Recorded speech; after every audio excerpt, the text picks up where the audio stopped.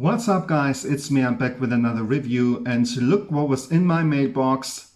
The long-awaited third studio album from Dua Lipa called Radical Optimism. There you go. For this album, Dua worked with what she calls a band that includes Kevin Parker, Danielle Heil, Caroline Aylen and Tobias Chesso Jr. And I'm glad she's open about it and not taking credits for things she didn't do. And I got a bit of flack for my review of Jess Glynne's new album last week when I said I didn't consider her a singer-songwriter. And I say the same thing about Dua. And what I mean by that is that I do think Jess and Dua contribute to songwriting, but a singer-songwriter should be able to write a song completely on their own, and that's it. So there are 11 tracks on the record, and I took notes and I will review each song, so let's go.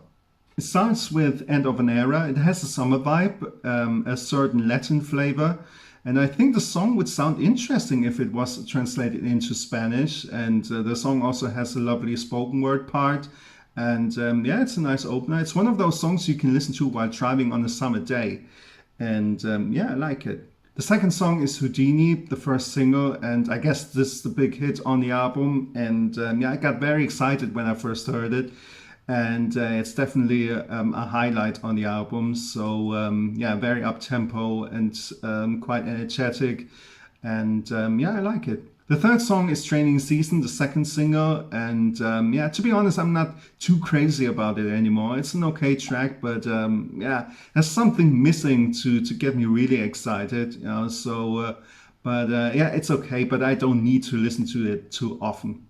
Next up is These Walls, probably the poppiest song on the album. Not really spectacular, pretty tame, but yeah, it sounds pretty interchangeable. Yeah, it could have sung by anybody else, but yeah, it's quite melodic in the verses, and yeah, it's a lovely pop tune, but yeah, it's not really a highlight for me.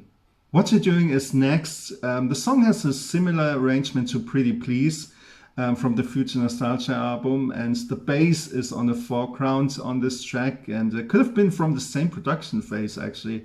And I've already read some comments where people said some of the tracks could have sound like leftovers from Future Nostalgia, which sounds a bit harsh, but yeah, in this case, I think it could be true because yeah, it has a similar sound like on yeah, like Pretty Please on Future Nostalgia. French Exit, probably one of the most memorable choruses on the album. I can well imagine this song in an acoustic format at a live show if Duet decides to include an unplugged part in the show.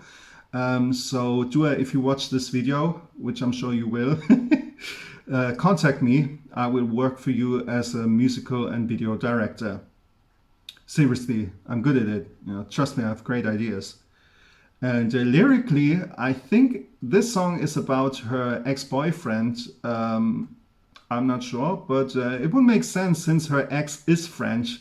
So yeah, that's the way I see it anyway. But yeah, it's a lovely song. Track 7 is the third single, Illusion. I don't want to say too much about it because actually I made a reaction video for it, so go check it out. The next song is Falling Forever. Musically not really new, but what stands out is that Dua was brave to test her vocal abilities, because in the chorus she sings in her chest voice higher than ever before. And yeah, obviously she has that rasp in her voice, and I thought when I first heard it, I thought this could be a Miley Cyrus song. And because she also has that rasp in her voice, right? And I also thought that she shouldn't sing this song too often, or she shouldn't include this song in the live set, because yeah, that could be challenging after a while. So, but yeah, that being said, I think this is the most yeah, the most standout song on the album when it comes to her vocal delivery. Next up is Anything for Love. In my opinion, the weakest song on the album, and I'll tell you why. The song starts with a slow piano part, and when I first heard the song, I was excited about it because I was like, yay, a piano ballad on the album, and it reminded me of Homesick, the song that she did with Chris Martin on the first album. And but suddenly the song turns into an up-tempo track, and unfortunately not a spectacular one. And after 2 minutes and 22 seconds, it suddenly fades out. And that's it. And I was like, what the hell was that? The song would have been better suited as a hidden track, but only as a proper part of the album. It sounds like an outtake or an unfinished song, so it's pretty weird. So it's not terrible by any means, but yeah, for me, it's the weakest song on the album. Maria, next up. The acoustic guitar intro reminded me a little bit of How to Be a Heartbreaker by Marina and the Diamonds. And I think the chord progression, I'm not a guitarist, but I think the chord progression bears some resemblance to Kings and Queens by Ava Max, which is based on a Desmond Child track he wrote for Bonnie Tyler and then was reused for Bon Jovi's You Give Love a Bad Name. So I'm not sure, but I thought this sounds pretty familiar to me. And the song could take place with French Exit in that unplugged part I was talking about earlier. I do like the flute part, and in the lyrics, Dua thanks her boyfriend's ex-girlfriend for teaching him how to love. So yeah, one of my favorites on the album. The last song on the album is Happy For You. The intro reminds me a little bit of I'm Not In Love by 10cc, a song from the 70s. And the song would be more emotional if it had been kept more minimalistic in terms of the arrangement, I think. But it's a nice end song for the album. So, my summary, it's a solid album, but unfortunately can't keep up with the debut album and Future Nostalgia. Because the debut album had songs on it that were emotional for me, like Homesick and No Goodbyes, and Future Nostalgia had real bangers on it. I mean, come on, the title track, Don't Start Now, Levitating, Love Again. And this album has neither real emotional songs nor real bangers on it. I mean, Illusion, I would say, is a banger, but and I think lyrically the album is more personal. But overall, the songs don't move me as much, but it's still a wonderful album and it's still got wonderful moments.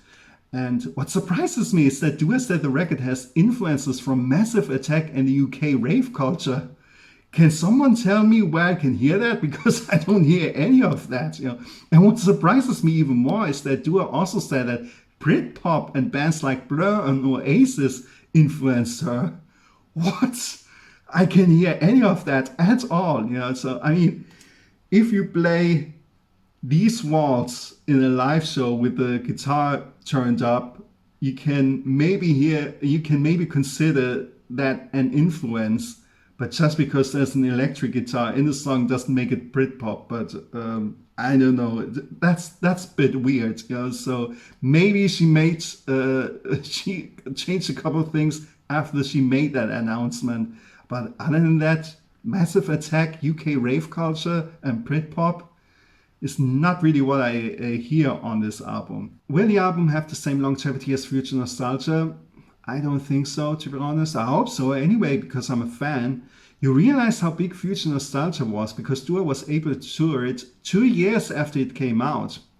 Of course, COVID delayed everything, but it was still relevant because the album was still in the charts and the singles were still on the radio.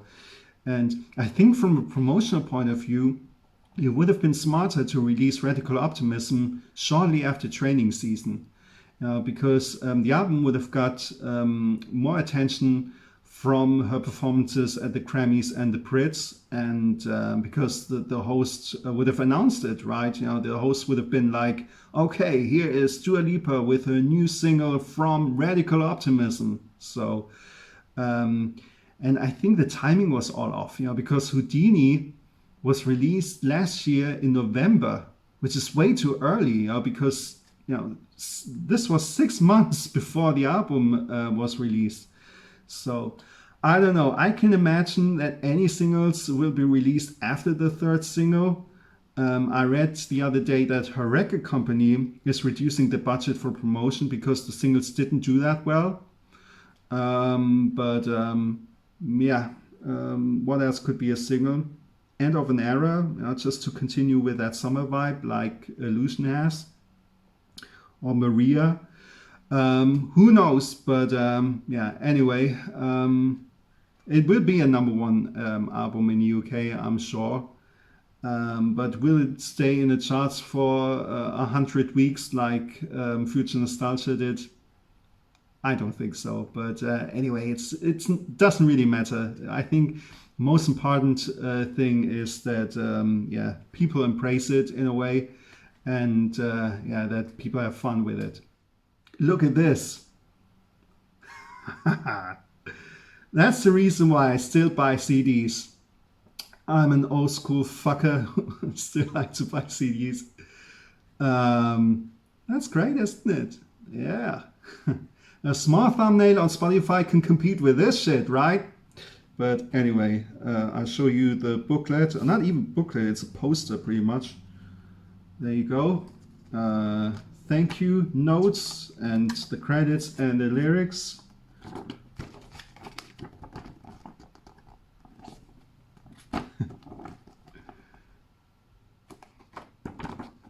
There you go. Ah, lovely smile, gorgeous woman. This was my review for Dua Lipa, Radical Optimism. I like it. I hope you enjoyed it, and if you did, give me a thumbs up, leave a comment or subscribe to my channel. I would appreciate it, and thanks for watching.